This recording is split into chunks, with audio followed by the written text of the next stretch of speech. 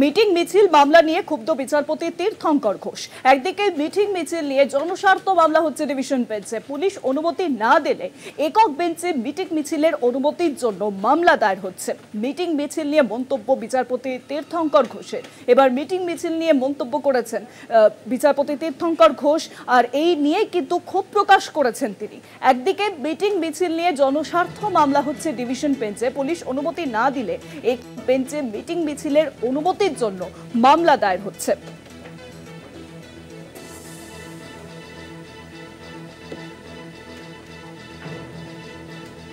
আরো details update দেবেন নিউজরুমের সঙ্গে রয়েছেন আমাদের প্রতিনিধি পীযূষ কান্তিদা। পীযূষ দা, দেখো, বেহালা অঞ্চলে শুভেন্দু অধিকারীর একটি মিটিংকে কেন্দ্র করে আজ কলকাতা হাইকোর্টে প্রথমে বিচারপতি তীর্থঙ্কর ঘোষের এজলাসের দৃষ্টি আকর্ষণ করে মামলা দায়েরের অনুমতি চাওয়া হয়।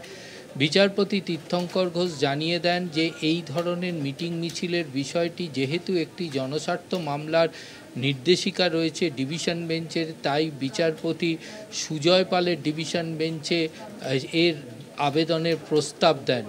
পরবর্তীকালে বিচারপতি সুজয় পালের কাছে তার আইনজীবীরা দৃষ্টি আকর্ষণ করলে বিচারপতি জানিয়ে দেন যে মিটিং মিছিলে পুলিশ অনুমতি না দিলে সেক্ষেত্রে সেই পুলিশের অনুমতি না পেয়ে মিটিং মিছিল করার জন্য নির্দিষ্ট বেঞ্চ নির্ধারিত রয়েছে।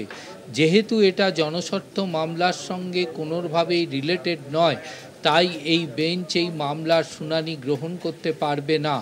ফের ওই আইনজীবীরা বিচারপতি তীর্থঙ্কর ঘোষের কাছে গেলে তিনি অসন্তোষ প্রকাশ করেন।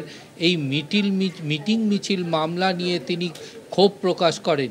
তো বিচারপতি তীর্থঙ্কর ঘোষ ক্ষুব্ধ হয়ে বলেন যে এই মিটিং মিছিল নিয়ে একাধারে যেমন জনস্বার্থ মামলা ডিভিশন বেঞ্চে দায়ের হচ্ছে, অপরদিকে পুলিশ অনুমতি না দেওয়ায় একক বেঞ্চে মামলা দায়ের হচ্ছে। ডিভিশন বেঞ্চের একটি নির্দেশিকা যেহেতু রয়েছে, ফলে একক বেঞ্চ যখন এই মামলার নির্দিষ্টভাবে শুনানি গ্রহণ করছে, সেক্ষেত্রে ডিভিশন বেঞ্চের নির্দেশিকাকে সামনে রেখেই তাকে বিচার প্রক্রিয়া চালাতে হচ্ছে। ফলে একক বেঞ্চ এবং ডিভিশন বেঞ্চের এই রায়ের মধ্যে অনেক সময় কনফ্লিক্ট হওয়ার সম্ভাবনা থেকে যাচ্ছে।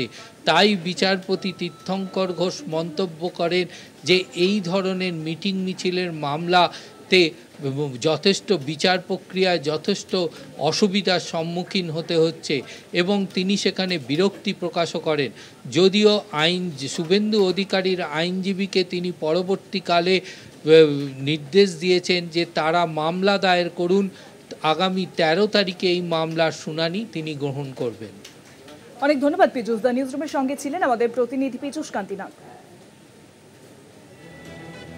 মিটিং মিছিল মামলা নিয়ে এবার ক্ষুব্ধ বিচারপতি তীর্থঙ্কর ঘোষ, তিনি কিন্তু ক্ষোভ প্রকাশ করেছেন এই ঘটনার জেরে।